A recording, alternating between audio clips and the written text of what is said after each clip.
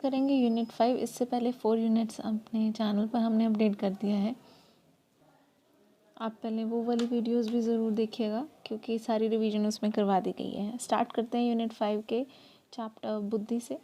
इसमें है क्या कि बुद्धि की परिभाषा, सोचने समझने की योग्यता ही क्या होती है, बुद्धि होती है। टर्मन के अनुसार बुद्धि क्या होती है, अमूर्त विचारों के बारे में सोचने की योग्यता है। अमूर्त यानी कि जिसे आप टच नहीं कर सकते, जिसे आप देख नहीं सकते। बकिंघम के अनुसार सीखने की योग्यता ही क्या है, बुद्धि है। वुडवर्थ के अनुसार बुद्धि कार्य करने की एक विधि होती है। मन के अनुसार नवीन परिस्थितियों को झेलने की मस्तिष्क की नमनीयता ही क्या होती है, बुद्धि होती है। मतलब कि आप नई चीज़ों को, नई परिस्थितियों को कैसे सह सकते हैं। डियर बर्ड या बोर्ड ने कहा था कि अनुभव के अनुसार लाभ उठाने की योग्यता ही क्या होती है, बुद्धि होती है। कि आपका दिमाग कितना तेज चलता है उस टाइम पे। बर्ड के अनुसार उचित प्रकार से समझने, विचार करने और तर्क करने की योग्यता क्या होती है, बुद्धि। कुछ बुद्धि की विशेषताएं हैं। बुद्धि जन्मजात शक्ति व योग्यता है। बुद्धि एक विकासशील एवं परिवर्तन योग्य है। बुद्धि जो वंशानुक्रम और वातावरण दोनों का ही बुद्धि पर प्रभाव पड़ता है। बुद्धि पर लिंग भेद का कोई प्रभाव नहीं होता और ये मोस्ट इम्पॉर्टेंट बात है। आप बॉय हैं या आप गर्ल हैं तो इसका बुद्धि पर कोई इफेक्ट नहीं पड़ता। बुद्धि आयु परिस्थितियों के अनुसार लेकिन बदलती रहती है। बुद्धि में 10 बिंदुओं तक परिवर्तन होता है, यानी कि उसमें स्टेप्स होते हैं कुछ ना कुछ। बुद्धि एक इकाई ना होकर कई इकाइयों का समूह होता है, क्योंकि आप हर एक तरह से कुछ ना कुछ सीखते हैं। उचित प्रकार से उत्तर देना, तर्क वितर्क करना और चिंतन करना, कल्पना आदि की योग्यता ही क्या होती है, बुद्धि होती है। सीखने की योग्यता ही क्या है, बुद्धि है। प्रत्येक वातावरण में समायोजन स्थापित करने की योग्यता क्या कहलाती है, बुद्धि कहलाती है।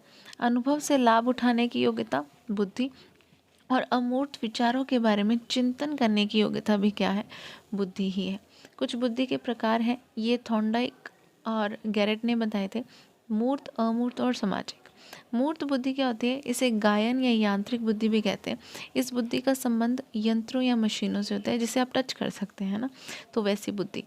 नेक्स्ट है अमूर्त बुद्धि। इसका जो संबंध है वो पुस्तकीय ज्ञान से होता है कि आपके पास बुकिश नॉलेज कितनी है। सामाजिक बुद्धि, इस बुद्धि का संबंध सामाजिक अनुकूलनशीलता से होता है कि आप समाज के साथ कैसे व्यवहार करते हैं। बुद्धि का सबसे पहला सिद्धांत देखते हैं अब, एक तत्व।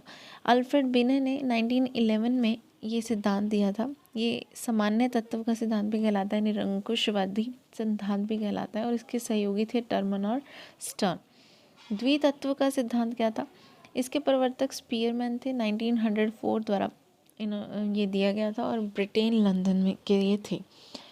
इन्होंने बुद्धि के 2 तत्व बताए। सामान्यतः जो इसका तत्व है, सामान्य तत्व वो जन्मजात है, और विशिष्ट तत्व जो है वो इसे अर्जित मानते हैं। बाद में स्पीयरमैन ने एक और तत्व इसमें ऐड कर दिया था, तो ये त्रितत्व बन गया था। मतलब स्पीयरमैन ने इसे द्वितत्व और त्रितत्व बनाया। बहुतत्व का सिद्धांत दिया था। प्रतिपादक जो थे वो थॉर्नडाइक थे, ये यूएसए के हैं। थॉर्नडाइक के अनुसार व्यक्ति जितनी भी मानसिक क्रियाएं करता है उतने तत्व बुद्धि के अंतर्गत पाए जाते हैं। ठीक है। और थॉर्नडाइक ने अपने सिद्धांत की तुलना बालू के ढेर से करते हुए ऊंचाई, चौड़ाई, क्षेत्र, गति की चर्चा इसमें की है। इस आधार पर यह सिद्धांत कहलाया। बालू का सिद्धांत, बालू का मतलब मिट्टी, तो इन्होंने मिट्टी का ही एग्जाम्पल दिया था। मात्रा का सिद्धांत परमाणुवादी सिद्धांत कहलाया। समूह तत्व सिद्धांत, इसके प्रवर्तक थे थर्स्टन, ये यूएसए के।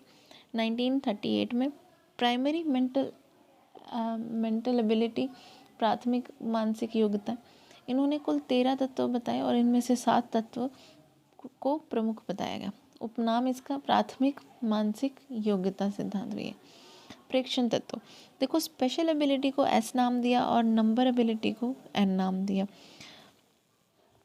तो और जो आप शाब्दिक एबिलिटी है उसको वर्बल एबिलिटी बोला या वी बोल सकते हैं। वाक योग्यता को डब्ल्यू, वर्ड एबिलिटी बोला है। स्मरण शक्ति, मेमोरी एबिलिटी, ये एम। तार्किक योग्यता ये आर। अब ये है क्या, परप्रेक्चुअल एबिलिटी, ये पोस्चुरल जो एबिलिटी है ये प्रिवेक्शन की एबिलिटी है, आप मूवमेंट करते हैं तो। सो SNV WMRP ये टोटल इंटेलिजेंस काउंट होती है। प्रतिदर्श का सिद्धांत इसी के बाद है, 1955 में आया था ये। थॉमसन जो थे इसके प्रवर्तक थे, निवासी थे ये USA के। इसका उपनाम जो है इस मॉडल का या इस सिद्धांत का, वो नमूना सिद्धांत भी है। थॉमसन के अनुसार व्यक्ति में सभी मानसिक योग्यताओं का थोड़ा थोड़ा सैंपल पाया जाता है, नमूने पाए जाते हैं। त्रिआयाम का सिद्धांत गिलफोर्ड ने दिया, या गिलफोर्ड कह देते हैं। ये रूस के निवासी थे, इन्होंने 3 इसमें स्टेप्स बताए 1967। अब क्या बताया था इन्होंने, संक्रिय या प्रक्रिया, उसके बाद विषय वस्तु या अंतःवस्तु, और उसके बाद उत्पादन या फिर परिणाम। संक्रिया या प्रक्रिया जो है, समस्या समाधान के लिए व्यक्ति जिन मानसिक प्रक्रियाओं से गुजरता है उसे संक्रिया या प्रक्रिया कहते हैं। विषय वस्तु या अंतःवस्तु, समस्या समाधान के लिए जिस सामग्री की आवश्यकता होती है उसे विषय वस्तु या अंतःवस्तु कहते हैं। उत्पादन परिणाम, समस्या समाधान के लिए जिस रूप में सूचनाएं प्राप्त होती हैं उसे उत्पादन या परिणाम कहते हैं। तो ये तीनों ही एक दूसरे से लिंक है। नेक्स्ट हम पढ़ेंगे, गिलफोर्ड ने 1967 में डिब्बे के आकार का एक मॉडल प्रस्तुत किया जिसे बुद्धि संरचना मॉडल कहते हैं। इस मॉडल के अंतर्गत उन्होंने 5 × 4 × 6 यानी कि 120 टोटल बुद्धि के तत्व बताए। 1977 में इन्होंने ये स्टेप्स 150 कर दिए 556 में, और 1980 में 656 करके 180 बना दिया। अन्य कुछ सिद्धांत है, त्रिचापित सिद्धांत, ये स्टर्नबर्ग ने दिया था। तरल ठोस बुद्धि का सिद्धांत, ये कैटल ने दिया था। विकासात्मक सिद्धांत, ये जीन पियाजे ने। बुद्धि का क व ख सिद्धांत, ये हैव ने। तो हैव में दो ही नाम है, दो ही वर्ड है, तो आप इसको क व ख मान सकते हैं। उसके बाद लेवल 1 व लेवल 2 का सिद्धांत दिया था जॉनसन ने। तो जॉनसन लेवल 1 और लेवल 2। पदानुक्रमित सिद्धांत बर्ट और नॉर्मन ने दिया। र की आवाज़ आ रही तो यहाँ पे दोनों के नाम में र है। आप तरीका कैसे भी बनाएं लेकिन याद करना है आपने। बुद्धि मापन के सोपान, वास्तविक आयु, ये क्रॉनिकल एज हमें चाहिए होती है। मानसिक आयु मेंटल एज, और बुद्धि लब्धि जिसे हम IQ बोल देते हैं। इसका कुछ पहले इतिहास पढ़ लेते हैं। सबसे पहले इंग्लैंड के फ्रांसिस गाल्टन 1885 में इन्होंने सबसे पहले बताया कि बुद्धि की तरफ आकर्षित किया लोगों को। और कैटल ने पेंसिल्वेनिया विश्वविद्यालय में 1890 में मेंटल टेस्ट एंड मेजरमेंट नामक कोई पुस्तक प्रकाशित की थी। फिर मानसिक परीक्षण शब्द का जो सर्वप्रथम प्रयोग है वो किसने किया, कैटल ने ही किया। मानसिक आयु का जो शब्द है उसका प्रयोग अल्फ्रेड बिने ने किया। तो ध्यान रखिएगा, परीक्षण का प्रयोग कैटल ने किया है और आयु का उपयोग जो है वो बिने ने। तो छोटा नाम बिने का है, तो बिने ने सिर्फ आयु का यहाँ पे प्रयोग किया था, मानसिक आयु का। और कब किया था, 1908 में। बुद्धि लब्धि शब्द का प्रयोग सर्वप्रथम टर्मन ने किया था। बुद्धि लब्धि जो है वो टर्मन से रिलेटेड है। सर्वप्रथम स्टर्न व कुलमान ने बुद्धि लब्धि का सुझाव देते हुए 1912 में ये MA/CA मतलब मेंटल एज और क्रॉनिकल एज का एक सूत्र दिया। उसके बाद इसमें संशोधन 1916 में टर्मन ने किया और मल्टीप्लाई में 100 कर दिया। बुद्धि परीक्षण का कुछ इतिहास पढ़ते हैं। सबसे पहले बुद्धि परीक्षण फ्रांस के निवासी अल्फ्रेड बिने ने साइमन की सहायता से 1905 में रेडी कर लिया, ठीक है। जिसके बाद इन्होंने इनका नाम रखा बिने साइमन बुद्धि या बिने बुद्धि साइमन परीक्षण, और इसमें क्वेश्चंस थे 30। इस परीक्षण में पहला संशोधन आफ्टर 3 ईयर्स यानी कि 1908 में और दूसरा 1911 में किया। तो 3 साल के गैप में, और इसमें प्रश्नों की संख्या कितनी कर दी, 59 कर दी। सन 1961 में अमेरिका के स्टैनफोर्ड विश्वविद्यालय में टर्मन की अध्यक्षता में बिने साइमन ने इसे कुछ वापस संशोधित किया। संशोधित परीक्षण को क्या बोला गया, स्टैनफोर्ड बिने परीक्षण या टर्मन बुद्धि परीक्षण, और इसमें टोटल 90 क्वेश्चन थे। भारत में जो सबसे पहला बुद्धि परीक्षण हुआ वो 1922 में हुआ, और ये किया गया था FG कॉलेज लाहौर, और लाहौर के प्रिंसिपल थे doctor CH rice. CH rice ने बिने साइमन बुद्धि परीक्षण का भारतीय अनुकूलन किया था, यानी कि उसको इंडियन लैंग्वेज और इंडियन सेटअप किया। परीक्षण इसीलिए इसका नाम क्या कहलाया, हिंदुस्तानी बिने परफॉर्मेंस पॉइंट स्केल। इसमें टोटल कथन थे वो 35 और उपकथन 7 रखे गए थे। भारत में CH राइस के अलावा पंडित लज्जा शंकर झा और डॉक्टर सोहनलाल भाटिया, जलोटा आदि के भी कुछ बुद्धि परीक्षण बहुत फेमस हुए थे। अब बुद्धि परीक्षण यहाँ पे आपको सब दिखाया हुआ है, व्यक्तिगत बुद्धि परीक्षण और सामूहिक। तो व्यक्तिगत है शाब्दिक अशाब्दिक, और सामूहिक में भी क्या आते हैं, शाब्दिक अशाब्दिक। शाब्दिक का मतलब क्या है कि जिनका प्रयोग बोलकर या लिख कर हो, और अशाब्दिक का मतलब जिनका प्रयोग आप शब्दों में नहीं कर सकते, ठीक है, शब्दों का उसमें उपयोग ना हो। जैसे भूल भुलैया जो परीक्षण था वो पॉटियस ने दिया, वस्तु संयोजन परीक्षण की वेस्लर ने दिया, चित्रपूर्ति ये पेपर पेंसिल ने, ब्लॉक बिल्डिंग परीक्षण और मनुष्य कृष्णा जो परीक्षण है ये आप बताएंगे कॉमन सेक्शन में।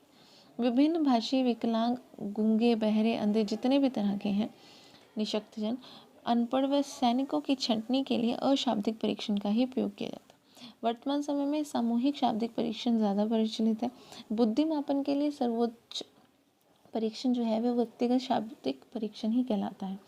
टर्मन ने अशाब्दिक परीक्षण की आलोचना करते हुए शाब्दिक परीक्षणों को उचित कहा था। किसने? टर्मन ने। तो उसने अशाब्दिक को कहा था कि ये नहीं ठीक, कहा कि परीक्षण उचित परीक्षण नहीं होते जिसमें भाषा का प्रयोग ना हुआ। सबसे पहले व्यक्तिगत शाब्दिक बुद्धि परीक्षण जो है वो फ्रांस में 1905 में बनाया गया था, जिसका नाम था बिने साइमन बुद्धि परीक्षण। ऑर्टिक्स ने अमेरिका में प्रथम विश्व युद्ध के समय सन 1917 में सैनिकों की छंटनी करने के लिए 2 प्रकार का ये परीक्षण बनाए, आर्मी अल्फ़ा और आर्मी बीटा। अल्फ़ा में सामूहिक शाब्दिक था, यह अधिकारियों के लिए था, और जो अशाब्दिक था वो सेना के अन्य कर्मचारियों के लिए था। बुद्धि परीक्षण के माध्यम से मानसिक आयु जो है वो ज्ञात आप कर सकते। अब बेसल वर्ष क्या होता है? जिस अधिकतम आयु स्तर के प्रश्नों को बालक हल कर देता है उसे बेसल वर्ष कहते हैं, यही उसकी मानसिक योग्यता या आयु कहला देती है। टर्मिनल वर्ष क्या होता है? जिस आयु स्तर के प्रश्नों का बालक हल नहीं कर सकता उसे टर्मिनल कहते हैं। सो बेसल जो कर ले और टर्मिनल जो ना कर पाए। 16 ईयर्स से अधिक आयु वाले व्यक्तियों का बुद्धि परीक्षण करते समय सूत्र में वास्तविक आयु का मान 16 ही रखा जाता है। टर्मन ने सन 1916 में स्टलफोर्ड बिने परीक्षण के समय बुद्धि लब्धि के वर्गीकरण की तालिका तैयार की, जो कि कुछ इस तरह से कि अगर 140 से अधिक है, ठीक है, तो ऐसे 2% ही होते हैं वो प्रतिभाशाली हैं। 120 to 139 ये 7% हो गए, वो प्रखर बुद्धि वाले होंगे। 100 to 119 ये 16% तीव्र बुद्धि वाले। 90 to 109 ये 50%, ये ज़्यादातर सबके सेम है, तो सामान्य बुद्धि। 80 to 89 ये 16%, ये मंद या पिछड़ा बालक। 70 to 79 7%, ये निर्बल बुद्धि है, और 70 से कम जो है वो मूर्ख कहलाते हैं। अब 70 से कम भी कुछ इस तरह से है कि अगर 50 to 70 रेंज है तो वो मूर्ख है, 25 to 49 है वो मूढ़ है, और अगर 25 से भी कम आ रहे हैं तो उसे जड़ बुद्धि नाम दिया जा सकता है। संवेगात्मक बुद्धि क्या है? अब ऐतिहासिक दृष्टिकोण से यदि देखा जाए तो संवेगात्मक जो बुद्धि होती है उसमें 1990 में ये 2 अमेरिकन थे, प्रोफेसर डॉक्टर जॉन मेयर और पीटर सेल, इन्होंने इसका उपयोग किया। लेकिन वर्तमान में जिस संवेगात्मक बुद्धि की सर्वत्र चर्चा की जा रही है उसका मुख्य श्रेय किसको मिलता है? डेनियल डॉल्मन को। इन्होंने 1995 में प्रकाशित अपनी जो बुक थी संवेगात्मक बुद्धि लब्धि से अधिक महत्वपूर्ण ये क्यों, इसके माध्यम से ये चर्चा में बन गई। संवेगात्मक बुद्धि से मतलब क्या है अब? कि अपनी और दूसरों की भावनाओं को जानने, समझने और उनका उचित प्रबंधन करने से है। संवेगात्मक बुद्धि का अब यूज़ कहाँ पे है? कोई व्यक्ति जीवन में कितना सफल है और इसकी भविष्यवाणी संवेगात्मक बुद्धि द्वारा हम कर सकते हैं। जीवन में सुख में और शांति में बनाने वाले जो भी संवेगात्मक बुद्धि है उसमें हेल्प करती है। विद्यार्थी जीवन में जो मिलने वाली सफलता है उसके पीछे भी कहीं ना कहीं कारण किसका होता है? संवेगात्मक बुद्धि का।